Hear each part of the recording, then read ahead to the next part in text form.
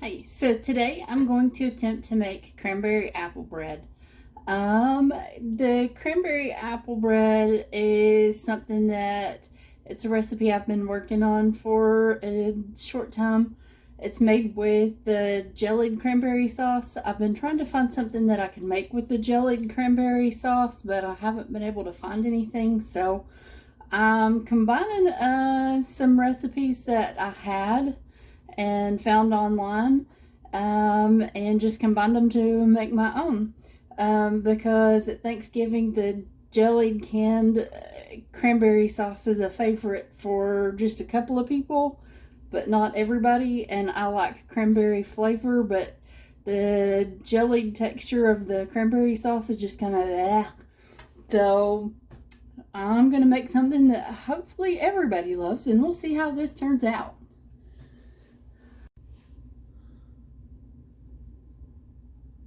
So first I'm going to combine my dry ingredients. I've got 3 cups of self-rising flour here. You can use all-purpose and combine some baking soda and salt if you want. I prefer self-rising because it's so much easier. I'm going to add 2 cups of sugar to it. And a tablespoon of cinnamon. And I'm just going to mix these well.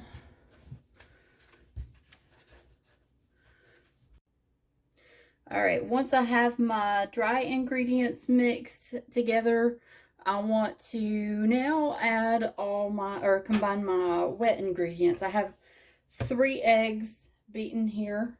I'm going to add a cup of oil, just any kind of oil you want. I got some vegetable oil here. Just use what you got on hand that's just kind of like a neutral oil. And I'm going to add the jellied cranberry sauce. Just the whole can. It's a 14-ounce can.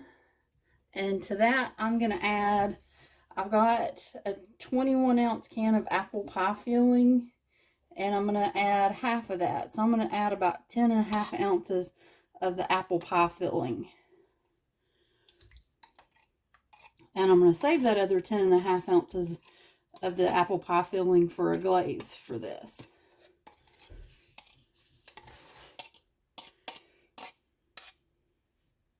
So I'm going to use about that much.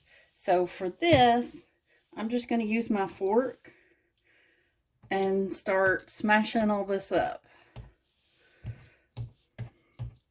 So this is also going to take me a few minutes to do. And once I get all this smashed up and combined, I'll show you what it looks like before I combine it with my dry ingredients. But yeah, this will take me a few minutes, but it's also kind of fun to play with as you smash it up. Because as you can see, as you start smashing and mixing, the consistency starts changing. And I think that's one of the cool things about playing around with stuff in the kitchen.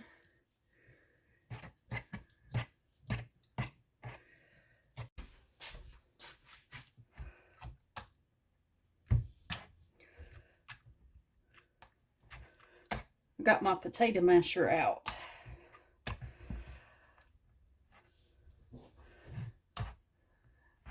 That's the perfect job for it.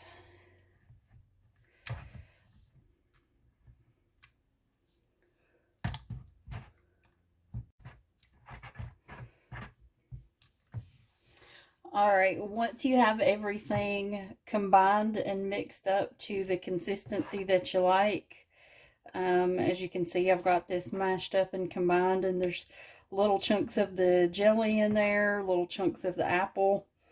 I'm going to combine this with my dry ingredients. Alright, so I'm going to combine my wet ingredients to my dry ingredients.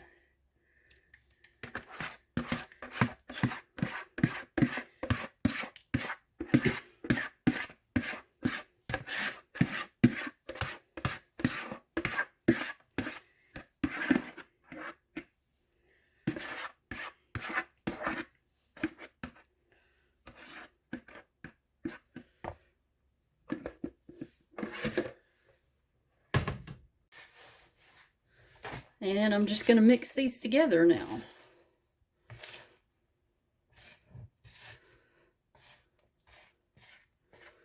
And I'm going to get these combined really well. And then I'll put them in a baking dish and bake them actually in 2 loaf pans for an hour at 350.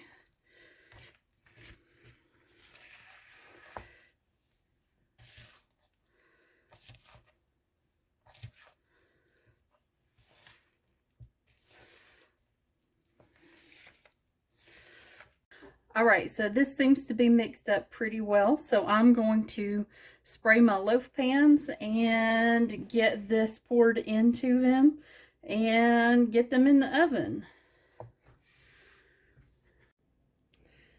All right, so I just pulled these out of the oven. They are done. I'm gonna let them cool and I'm gonna make the glaze to pour on top.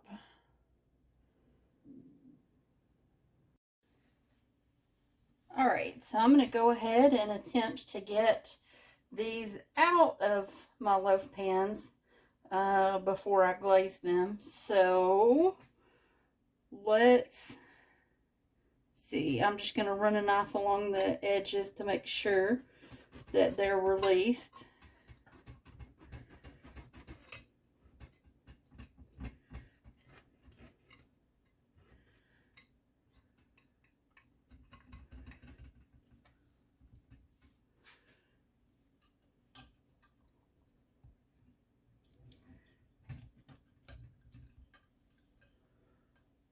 And it's been about 20 minutes, so thankfully these pans are cool enough that I can handle them.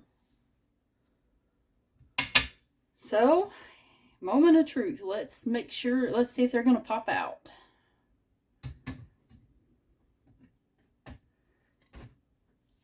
All right, good deal.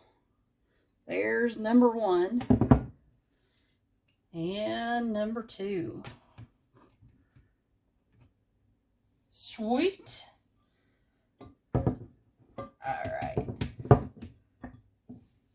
All right, so just a little bit hung on to the bottom there, but not much, so not bad. I'm going to flip these back over. All right, so I'm going to get my glaze done and glaze them, and I'll show you the glaze here in just a second. All right, so for this glaze, I'm adding 1.5 cups of powdered sugar.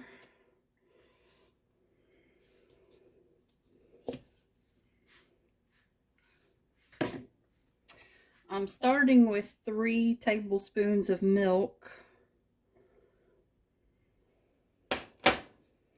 And I'm going to add about a teaspoon of vanilla.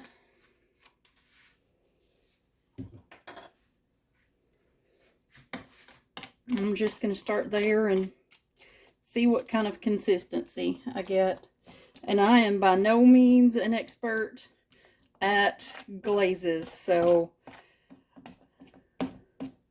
I would recommend checking out a few videos on how to better make a glaze.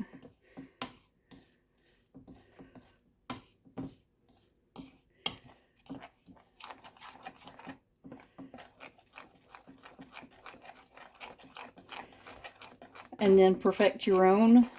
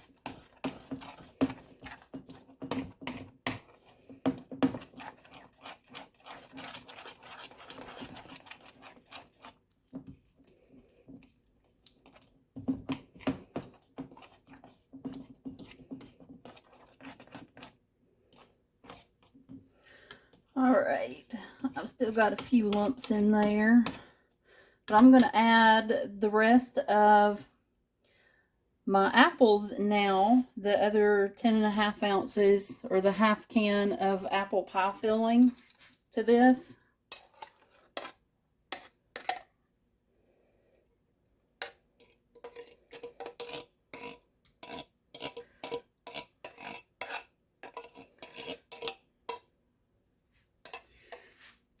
And what I'm going to do now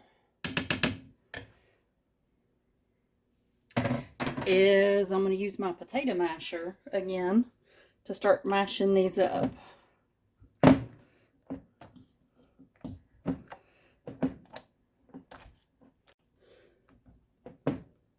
So as I'm mashing this up, it's working out more of the lumps that I had left in the glaze. And I think this is going to be the consistency that I want for this glaze.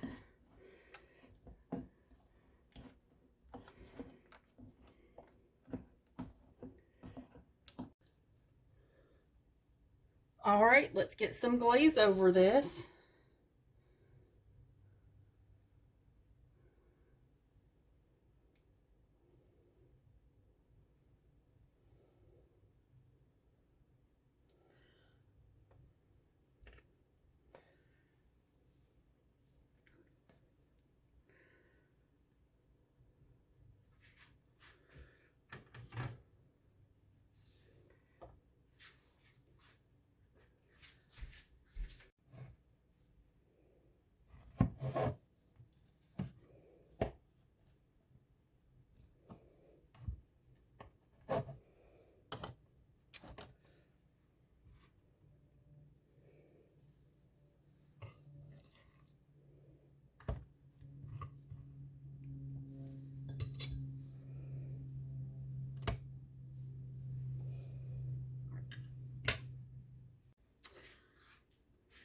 All right, so moment of truth. We'll see how this turned out.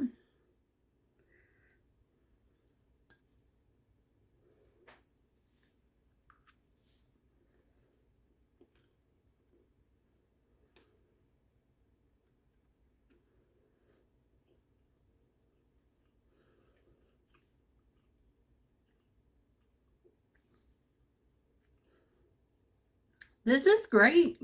I love it. I can taste the apple, I can taste the cinnamon, and I can taste the hint of the cranberry.